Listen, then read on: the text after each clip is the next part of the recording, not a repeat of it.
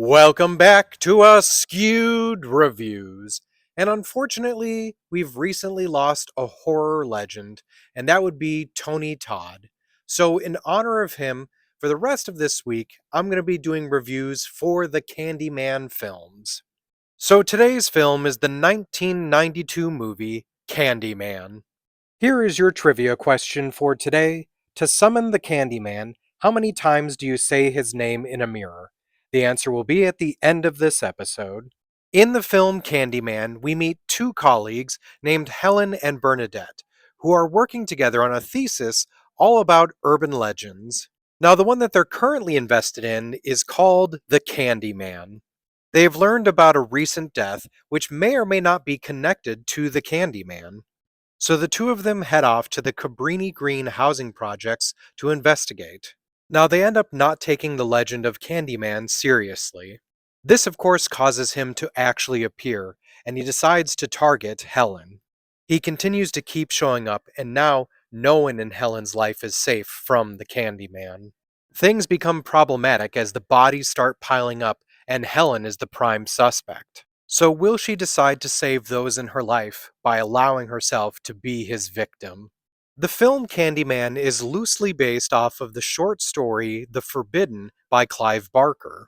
The original story takes place in a fictional British housing project called Bob's Corners, located in Liverpool, and it takes place during the late 1970s. For the film, the setting was changed to a real area of Chicago, Illinois, called the Cabrini Green Housing Projects, and was moved up to the 1990s. The original version of the Candyman was conceptualized as being white with an odd yellowing to his skin and a red beard. Now, of course, the one in the film is quite different, but it makes sense for where they put the setting. There are some who actually believe that Candyman is based off of a real urban legend, when in fact it's a combination of two, the legend of Bloody Mary and the legend of the Hook or the Hook Man. The director and co-writer for this film was Bernard Rose. He also gave himself a small cameo in the film as the character of Archie Walsh, who appears at the dinner along with Helen and Trevor's other friends. The character of Candyman is so wonderfully played by Tony Todd, I honestly couldn't imagine anyone else pulling it off as well as he did. Another actor that was up for the role, though, was Eddie Murphy, although I don't think this would have worked. One thing that I felt made Candyman really stick out is he fits into a category I call romantic monsters. This is where you have creatures like the Phantom of the Opera and Dracula. Here's something you may not have known. They originally hired a blacksmith to make Candyman's hook. When they went to go pick it up, the blacksmith refused to sell it to them as he found out it was for a Clive Barker horror movie and he was a devout Christian and wouldn't allow it. So the crew ended up making him a prop hook. Now, Tony Todd originally had a suggestion that he thought the Candyman should also have an eye patch. This was immediately vetoed. Oh, one more interesting thing involving the hook. When it burst out through the medicine cabinet, Virginia Madsen was not told that that was going to happen, so this is her genuine surprise. Virginia Madsen does play the character of Helen in this film, but that role almost did go to Sandra Bullock. Another thing you may not have known is that Madsen was originally cast as Bernadette, but once they changed the location to Cabrini Green, they gave her the character of Helen and then brought in Cassie Lemons as Bernadette. In this film, they actually tried real hypnosis for scenes where Helen is supposed to look under Candyman's spell. Madsen ended up getting irritated by this, so they stopped sometime during the production. One thing that makes me so happy to hear is apparently both Tony Todd and Virginia Madsen got along really well during production.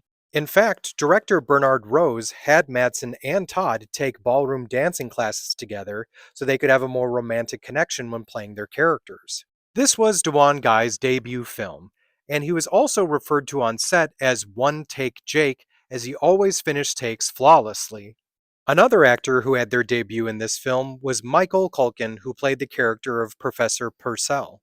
Another horror icon who has a brief cameo near the beginning of this film is Ted Raimi as the character of Billy. When Helen has to strip down in front of the police, Madsen suggested her lifelong friend, Rusty Schwimmer, as the policewoman. That way, during the sequence, she would feel more comfortable. The bees that appear in this film were specifically bred for this movie.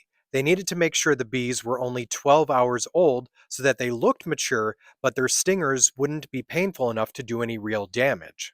To get the bees off of both Tony Todd and Virginia Madsen, it would take about 45 minutes with a very gentle and safe vacuum. Todd, by the way, negotiated a bonus of $1,000 for every bee sting he suffered.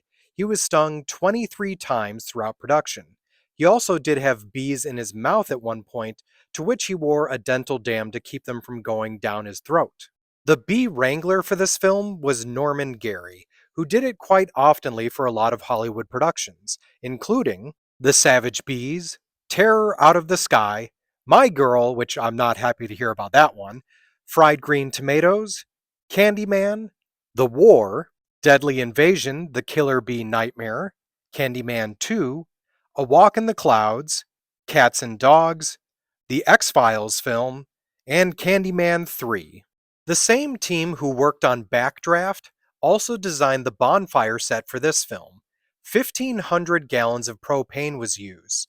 The largest section was 70 feet wide and 30 feet high, and was done 2.5 miles south of Cabrini Green, just east of UIC's athletic complex.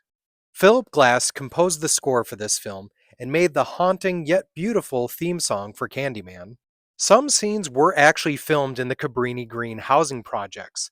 Producers had to make a deal with the ruling gang members to put them in as movie extras to ensure the cast and crew had safety. Even with this arrangement, though, a bullet at one point went through the production van on the last day of filming. No one was injured, thankfully. In 2011, the last remaining high rise in Cabrini Green was demolished. As you've no doubt figured out by now, the vast majority of this movie was filmed in Illinois, with some sequences in California. The body count for this film is 6. You have Clara, who had an off screen death.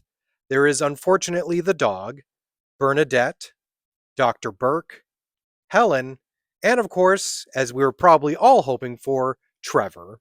The movie has spawned 2 direct sequels and a requel which came out in 2021, which supposedly takes place after the first film and then would replace the second and third.